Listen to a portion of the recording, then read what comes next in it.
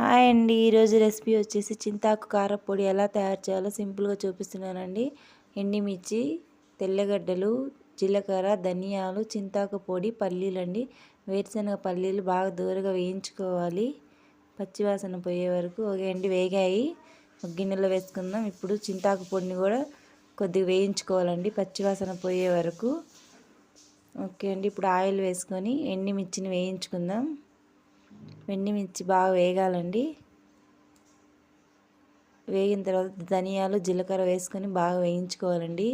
చింతాకు కారపొడి టేస్ట్ అయితే సూపర్గా ఉంటుందండి. ట్రై చేయండి మీరు కూడా ఒకసారి. మిక్సీ జార్లో వేసుకోవాలండి. మిక్సీ జార్లో వేసుకొని బాగా మెత్తగా పట్టుకోవాలి. ఏ కూరతో పని లేదండి, ఇంకా చింతాకు పొడి కారపొడితోనే వేసుకుని తింటాం కడుపు నిండా. టేస్ట్ అయితే సూపర్గా ఉంటుంది. ఒకసారి ట్రై చేయండి మీరు కూడా.